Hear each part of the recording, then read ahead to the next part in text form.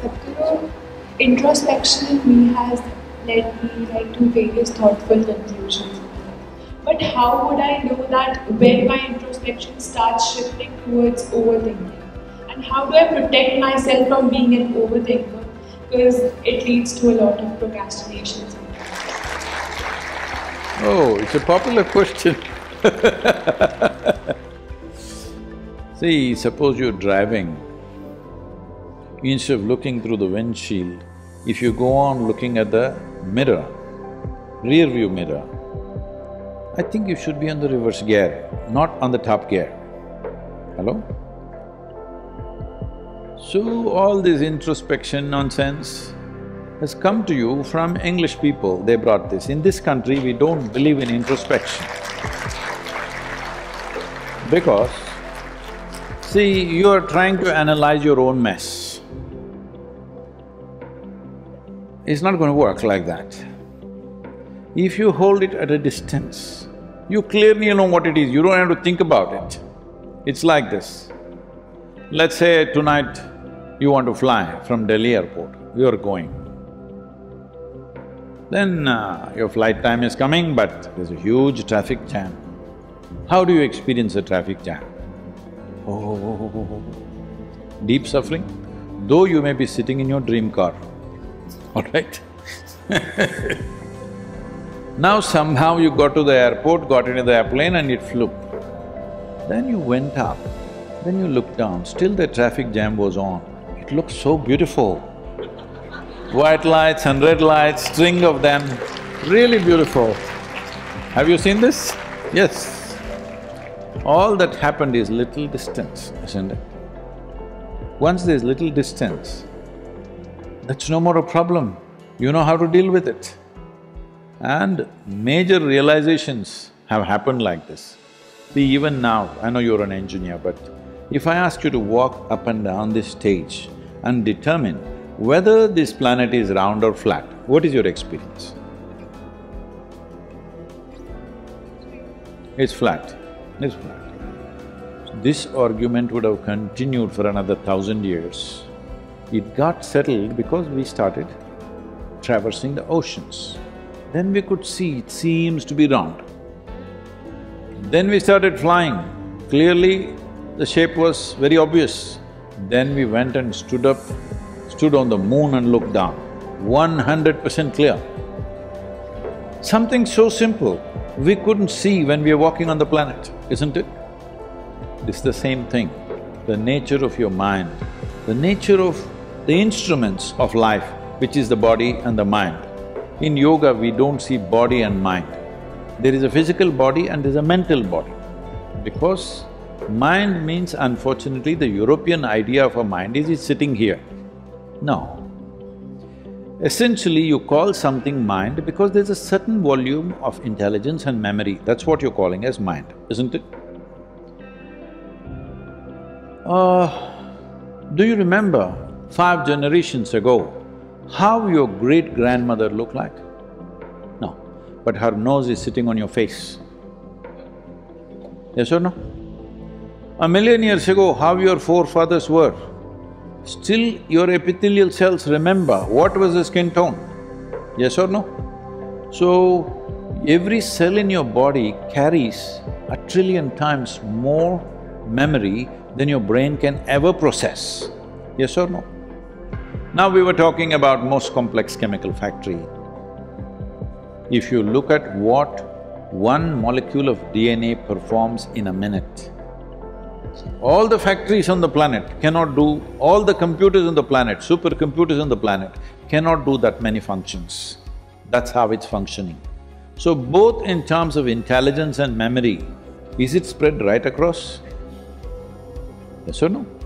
At least your neurological system is spread right across, you can see that. So, mind is not in one place. There is a body of mind, there is a body of memory, there is a body of physicality, there is a body of energy.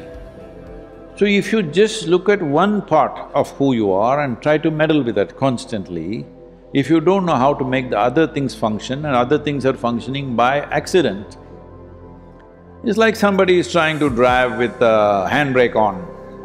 A lot of people do this. They don't realize, they think press the throttle, it'll go. No, it may catch fire. A car can catch fire if you drive with brakes on. Right now, most people are like this because they have come to a school or a college. Now, a little bit of intellect has been fired up with all kinds of outside information. With this, they're doing all kinds of things, an introspection. Who is introspecting whom? These are all Western ideas which has brought enormous suffering to human beings, enormous. Psychological process is a consequence of the type of data that you have gathered and how you process it, isn't it? If you keep it little aside, it has no impact on you. When you want, you should use it. When you don't want, you must keep it aside. But right now, people think they're thinking all the time. What you're calling as introspection, I'm sorry if I mean anyway insulting you, I don't intend that, you know that. It is a kind of a mental diarrhea. It's just going on. You're giving it all kinds of names. But essentially, see, thinking means consciously you use your thought process to go in a certain direction, that's thinking. If it's simply running all the time, that's diarrhea, isn't it? So, you must differentiate between the two. Is this a conscious thought process or is it simply running wildly? It's very important. So, introspection means rear view of the life. You're still a young woman, but if you do introspection, you will already feel you lived too long. Yes. The most intelligent thing, people think, Shakespeare came up with this, to be or not to be. This is supposed to be the most intellectual question. Tell me, if you're blissed out, will you think to be or not to be? Only if you're miserable, only if you're finding life to be burdensome, only then you will think to be or not to be, isn't it? So in many ways, your introspection, whether you're doing it in small proportion or big proportion, it is the basis of mental illness. Because you're trying to find solutions in a garbage bin that you have, which you call as your mind. What is there? Only what has come to you through five senses is there, nothing more. If you're looking for something new, let me tell you this, you're a computer engineer now, on the way, right? Already is. Okay. Can your computer function beyond the data that you have fed in? The same is true with your mind.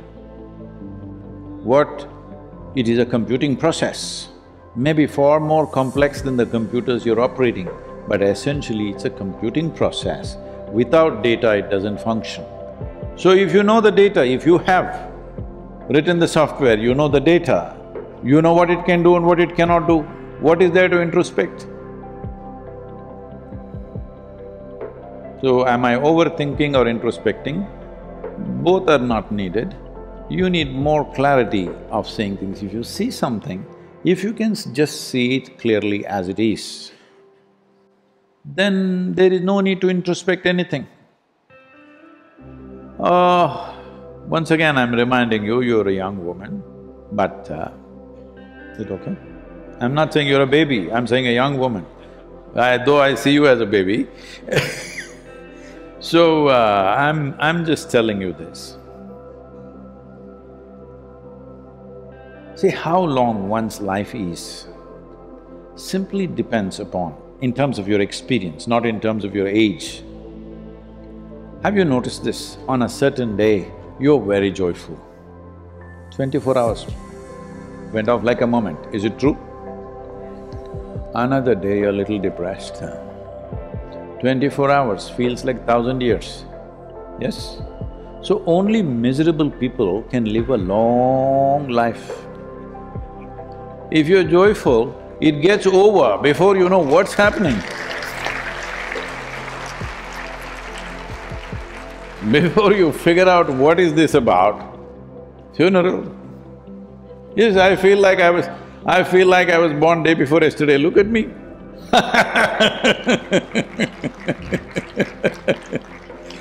So, the issue is this, we are trying to fix life with introspection, morality, ethics, ideas, philosophies, opinions, role models, this, that. No, that's not what is needed. What is needed is this life should happen in an exuberant way, in the highest pinnacle that it can happen, it should spark. If you spark all the time, physically you will be fine, your genius will spark, everything will happen. Well, in the world will everything happen? No. World will never happen 100% the way you want it.